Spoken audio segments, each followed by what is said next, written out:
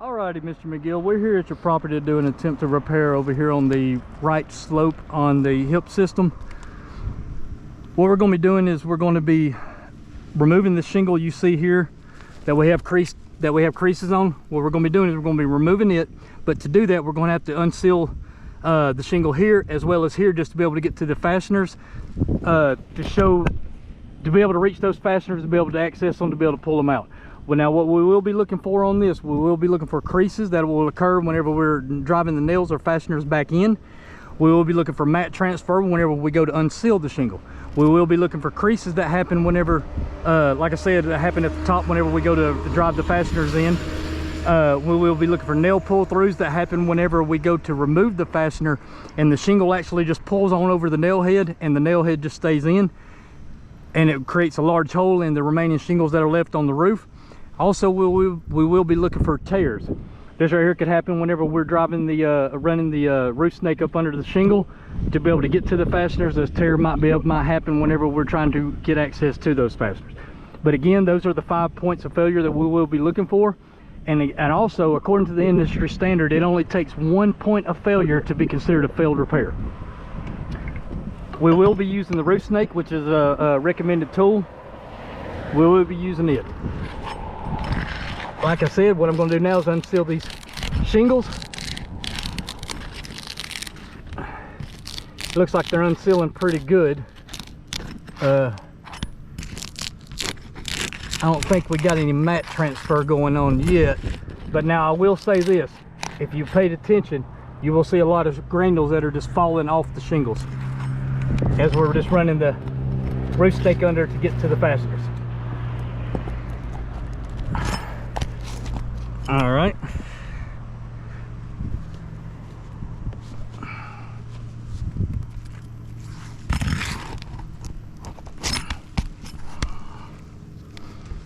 Now, I will say these nails are coming out pretty easy.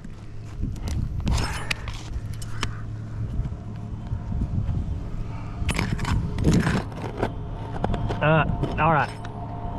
I want to highlight this real quick. If you look right here, we have a nail blow through. This area is just showing that running the roof snake up under the shingle, we actually done pulled the nail head through, leaving the nail actually still fastened to the decking. So now we're having to go back in and pull it out. I also want you to look right here at the large hole that's left from the fastener being removed. This right here is showing that the shingle is not taking the repair at all. It's showing the brittleness of it, showing that the shingle has not been able to be manipulated to be able to withstand this repair. So we already have 1 point of failure. Like I said at the beginning, this right here already deems it as a failed repair already, but we're going to go ahead and continue to see how many more actually fail.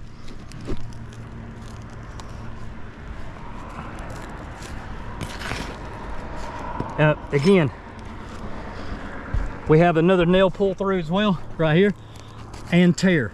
The shingle's actually tearing just from removing the fasteners. So what I'm having to do is pull the shingle up to be able to get to the fasteners, because they're pulling straight through the shingle.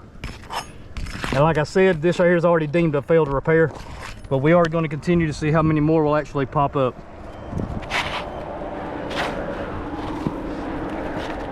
All right, I do also want to point out that this right here is an Owens Corning Classic 2005 shingle that are no longer in production.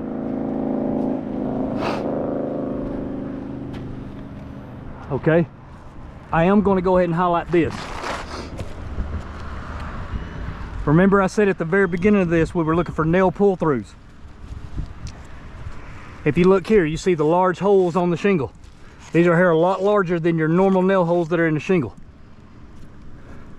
This right here already shows that we do have nail pull-throughs already located here, here, and here. Not only that, every nail that we pulled up, we also have those exact same holes that are in the existing shingles that are staying on the roof right here. So we've already compromised the matting of the shingle already. But like I said, I'm going to go ahead and continue.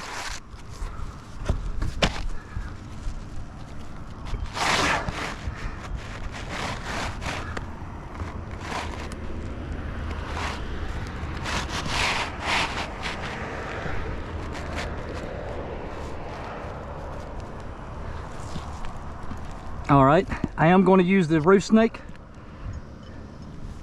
Now, I am going to show you, this is a tool that a lot of carriers or insurance companies like us to use, but I'm going to show you why we do not like this tool whatsoever. This tool right here continuously makes damage on the roof every time we use it, and I'm going to show you twice the example of what I'm talking about.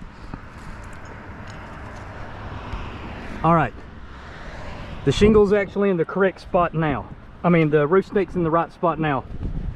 What I'm going to do is, if I can get the chalk out, right here in this area, if you look here, there is no impact whatsoever. Using the hammer, driving the nail in here by the kinetic force here is actually making an impact here as well. This is the reason why we don't like this roof snake, and I'll show you as soon as we get it in.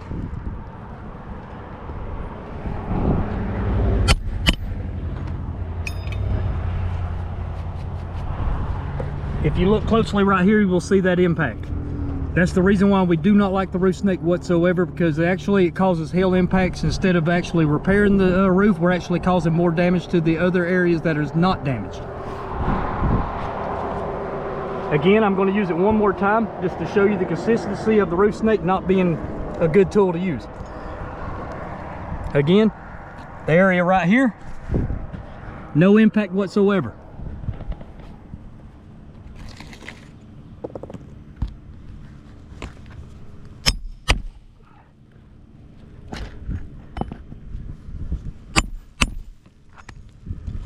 And again, not only that, we got an impact on the old shingle here, but we also have a huge impact on the new shingle that we just put in. So now we're damaging the new shingle that we're actually replacing. So I'm no longer going to use the roof snake.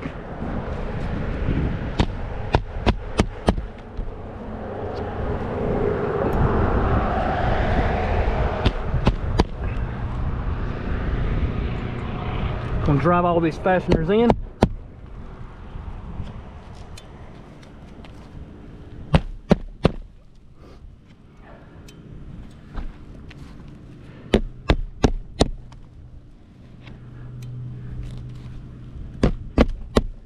Okay, now I'm going to go back over everything that we've already found that is a fail. Of course, we have the granule loss, which is obvious. We've seen that at the very beginning. Not only that, you can see it right here with all the granules that are down here up in front of the pitch hopper. So we do have the granule loss. That goes without saying. Now, I did not see many tears. I did see one right here on the very edge of the shingle. But other than that, I didn't see really many tears. Now, we do have nail pull-throughs. We have granule loss. We don't have mat transfer. Now, what I'm about to do is take the brush, run it across the top. Oh yeah, and as you can see right here, we definitely have creasing on the row 2 above the repaired shingle, all the way across. We actually have creases on this one as well. So we have creases here, here, here, here, and here. So at the end of the day, we did not have the mat transfer. We did have the granule loss, we did have the creases, we did have the nail pull-throughs, and we did have the tears. Now remember what I said at the very beginning. It only takes 1 point of failure for this to be considered a failed repair, and we obviously have 4. Thank you very much.